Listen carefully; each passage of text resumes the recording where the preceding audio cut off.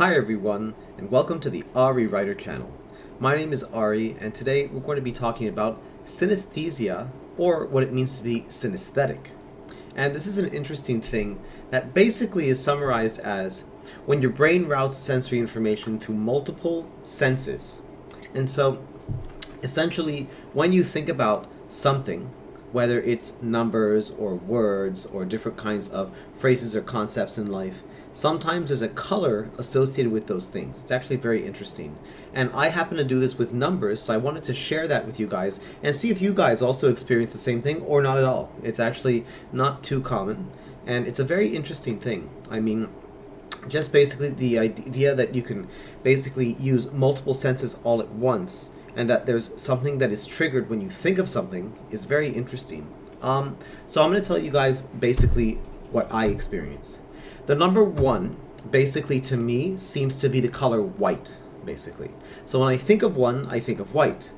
And same goes for 2. I essentially think that 2 is blue, which is quite interesting. I feel like 2 represents wisdom in some ways, so I equate that with duality. I equate it with yin and yang, black and white, things like that. So it's basically a big duality kind of number, of course. And then 3, I think, is yellow. I think that 3 could either be represented as gold or yellow, depending on the scenario. And yellow, to me, basically has this sense of being wishy-washy and finicky and not quite sure of yourself and having some doubt, basically. And then I feel like gold itself is much more pronounced and bold and showing off in a way. So I find that the number 3 to be a very interesting number. I actually do like the number itself. I don't really like the color yellow associated with it.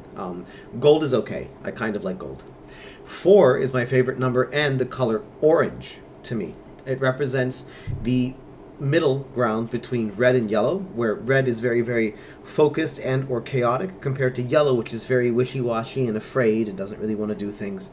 So that middle ground is to be assertive and to basically focus your energy somewhere, and that's what orange feels like to me. So I really love the orange aesthetic, and I love the orange color as a whole. And then 5 is red.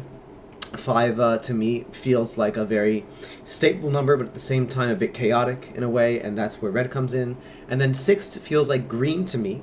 You can think of what it means biblically, you know, when you have 3 6s together, for example. But to me it also represents kind of like poison and things like that.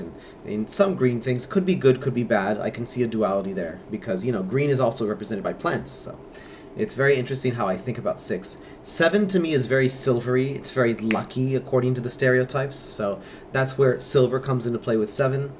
8 feels interesting, where it's a very muddy kind of number. It feels a bit like brown. Sometimes black, but more so brown. It could also be, I think when it's turned 90 degrees, I think of the infinity symbol, and I think about that as black, so quite interesting how that works. 9 is an odd one. Typically 9 can be gray, sometimes an off-white, so similar to 1. They kind of blend together sometimes, but I do think of it as a little bit different. But 9 and 1 remind me of each other. They kind of seem very similar to each other because they're basically one number over 0 and before 10. 10, typically I also think of it as either black and sometimes brown, but more so black. So very interesting. You guys can see, you know, I've been putting the numbers at the top of the screen so you can see the colors that I chose basically when I was using a word processing program, and I just, you know, changed their colors with a nice gray background. So but that's how I view different kinds of numbers in life and what kinds of associations and feelings that I have with them. So please let me know what you guys think. There's other kinds of synesthesia. So for me, it's mostly numbers, sometimes words as well. So there are certain words. I think the word thought I think of as a black word, so to speak. And then there are other words. Of course, water has a mixture of like blue and yellow in it for some reason. So, you know, there's so many different ways of thinking of what do these things mean? And some of them are obvious, such as water.